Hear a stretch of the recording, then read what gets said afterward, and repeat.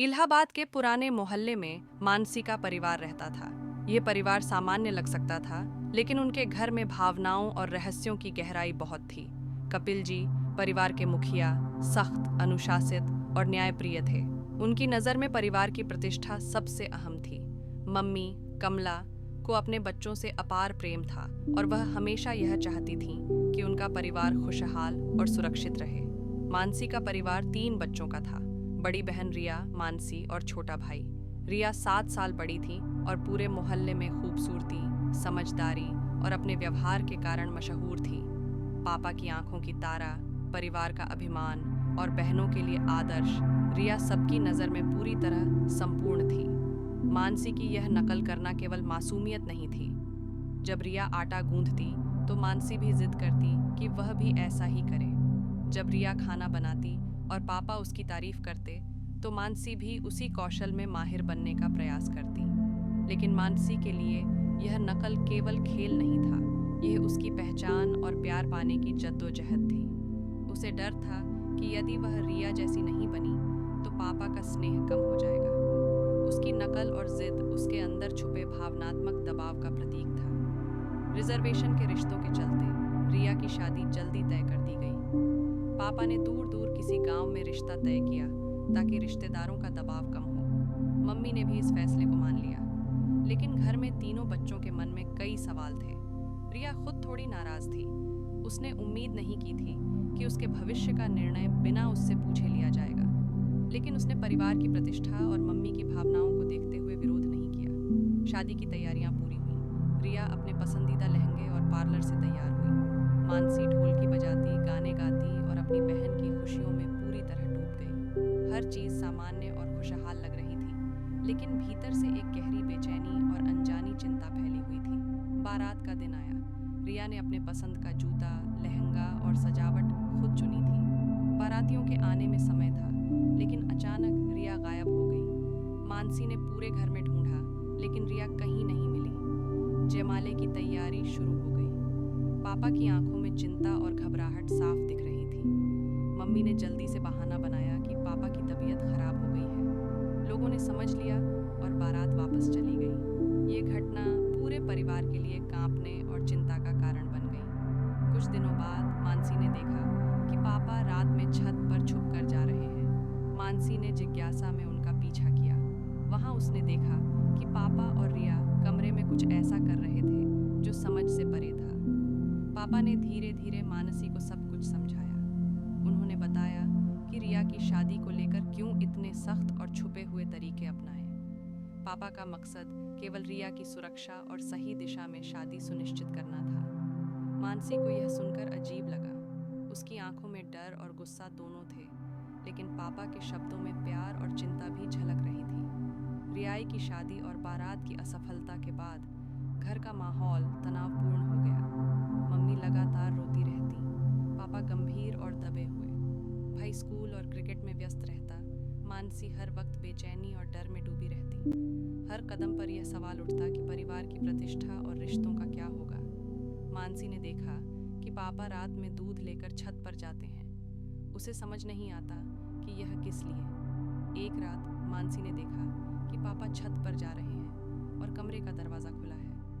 वह छुपकर अंदर झांकती है और देखती है कि पापा और रिया शांत हैं, लेकिन उनकी आंखों में आंसू हैं। पापा ने मानसी को सब कुछ समझाया, कैसे उन्होंने रिया की शादी की सुरक्षा के लिए और मानसी की भावनाओं को बचाने के लिए यह सब किया।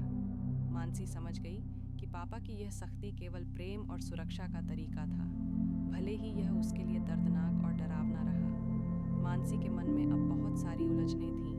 पापा ने जो बातें बताई थीं, उन्हें सुनकर उसे समझ में आया कि पापा की सख्ती सिर्फ परिवार की सुरक्षा और रिया की खुशियों के लिए थी, लेकिन फिर भी उसका दिल बहुत भारी था। उसे लगता था कि उसने अपने घर में किसी बड़े रहस्य की गहराई में कदम रखा है। उसे डर था कि अगर यह सच बाहर चला गया तो लोग क्या कहेंगे। मानसी ने सोचा, अगर मैंने यह सब किसी को बताया तो हमारी इज्जत का क्या होगा, और अगर मैंने नहीं बताया तो मेरे अंदर का डर और बेचैनी कैसे खत्म होगी। उस रात मानसी नींद से वंचित रही। वह लगातार अपने कमरे की खिड़की से बाहर देखती रही। उसका मन बेचैन था, उसकी आंखों में सवाल थे और दिल में डर। अगली सुबह मानसी ने पापा को एकांत में बुलाया। उसने उनसे पूछा, पापा, आप क्यों ऐसा कर रहे हैं? आपने दीदी को कमरे में क्यों रखा और बारात क्यों वापस भेजी? पापा ने धीरे से कहा, बेटा, यह सब इसलिए किया कि मैं तुम्हारी बहन और हमारी इज्जत दोनों को सुरक्षित रखना चाहता था। मैं जानता था कि रिया की शादी में कुछ खतरनाक परिस्थिति हो सकती है, इसलिए मैंने अपनी सख्ती अपनाई। लेकिन यह जान लो कि मैं तुम्हें हमेशा प्यार करता हूँ और जो कुछ भी हुआ वह केवल तुम्हारी और तुम्हारी बहन की भलाई के लिए था।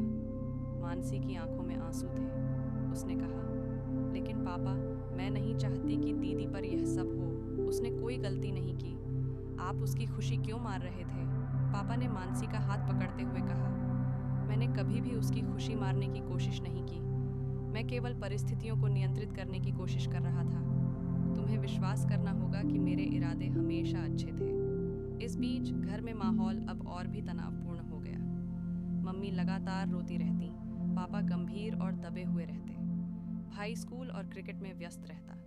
मानसी ने देखा कि पापा अब छत पर जाने की आदत छोड़ चुके हैं, लेकिन फिर भी उसे उनकी हरकतों और रहस्यों का डर हमेशा सताता। रिया धीरे धीरे अपने कमरे में समय बिताने लगी। वह भी भीतर ही भीतर परेशान थी कि परिवार का माहौल इतना गंभीर क्यों हो गया है। एक दिन पापा ने सभी को बुलाया। उन्होंने सबके सामने सच्चाई बताई।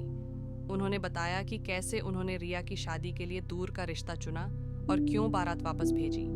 सच्चाई सुनकर मानसी और मम्मी दोनों के मन में राहत और दुख दोनों मिश्रित भाव थे।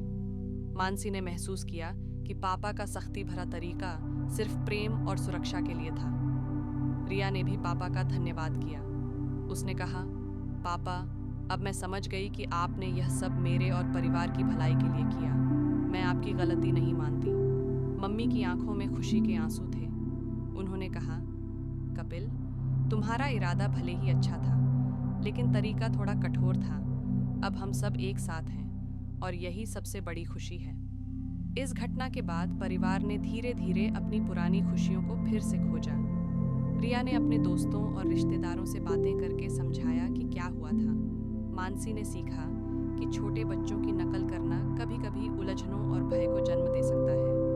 पापा ने भी महसूस किया कि अपने बच्चों से संवाद बनाए रखना ज्यादा जरूरी है।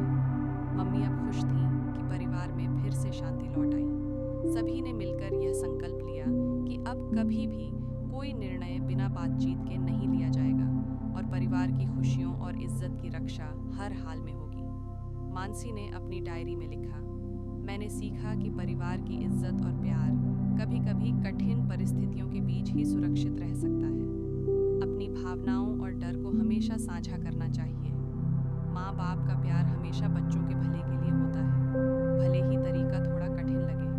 हमें भागने की ज़रूरत नहीं, बल्कि समझने और बात करने की ज़रूरत है।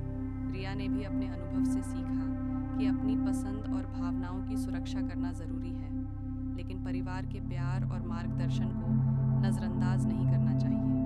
मानसी अब जानती थी कि सच्चा साहस